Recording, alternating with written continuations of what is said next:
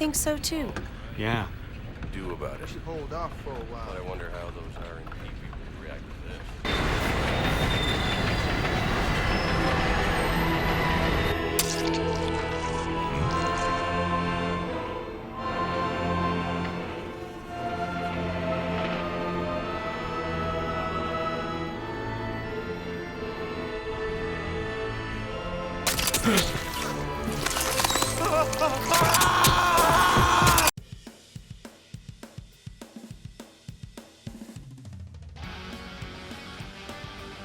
Resident Evil 0, originally released on the GameCube and now remastered for modern consoles. Resident Evil 0, originally released on the GameCube and now remastered for modern consoles like the Xbox One. This prequel takes us back to the early days of the outbreak, and personally, I think it still holds up, mostly. It's gonna be dangerous from here on in. Why don't we cooperate? Cooperate with you? Listen, little girl, if you haven't noticed, there's some pretty freaked out things on this train.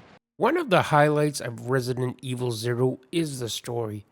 We're brought back into the world with Rebecca Chambers, someone fans will recognize from the original game, and we're introduced to a brand new character, Billy Coen, a prisoner with a mysterious and surprisingly compelling backstory. It was around this time last year.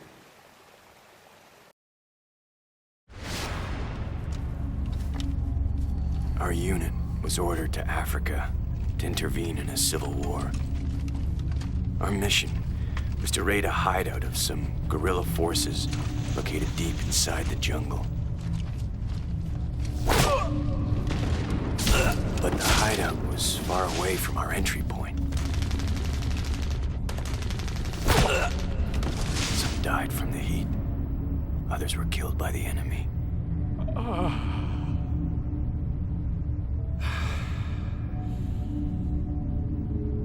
In the end, only 4 of us survived.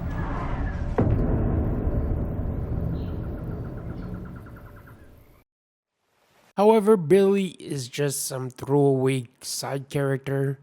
Despite being layered, intriguing, and has great chemistry with Rebecca, he's never to be seen again.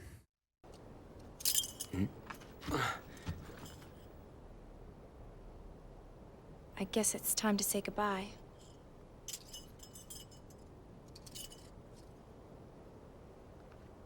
Officially, Lieutenant Billy Coen is dead. As for longtime fans, the inclusion of Wesker and Birkin is a great touch. It's always cool to see the shadowy figures behind Umbrella's madness at work, and it ties the story into a larger Resident Evil universe in a satisfying way. This is Delta Team. This is Delta Team. We have gained control of the train. Over. Understood. This does not make any sense. How was the T-virus leaked? And why did it contaminate both the lab and the mansion? The graphics and art style, absolutely top tier. That GameCube era pre-rendered look is still my favorite in the whole franchise. It's moody, detailed, and filled with atmosphere. This is Officer Chambers from STARS Bravo Team. Please identify yourself. Is someone there? The government has announced that it has The monster designs are excellent too, from grotesque zombies to horrifying toads and those nasty crawling leeches. Visually, this game nails it.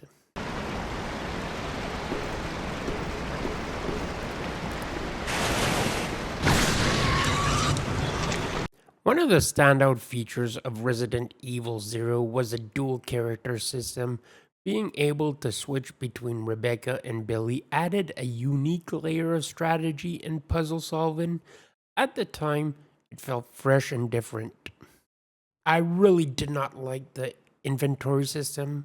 Gone are the classic item box, and instead you're constantly dropping stuff on the floor. It sounds manageable at first, but over time it gets frustrating.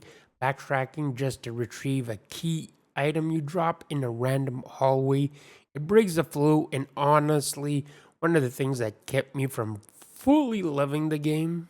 And while we're on the gameplay subject, I've got to say I miss tank controls. Resident Evil 0 does them right. They add tension, they make positioning important, and they're a big part of what gave these early titles their signature feel.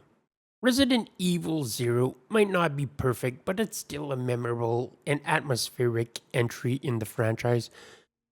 The story's solid, good mechanics, beautiful visuals, but the inventory system definitely holds it back. Still, for fans of a classic survival horror, it's kind of a must play, especially if you're doing a marathon. Thanks for watching. Let me know, did the inventory system bug you as much as it did me? Or do you love Resident Evil 0 regardless? Drop your thoughts below and don't forget to like, subscribe for more retro reviews.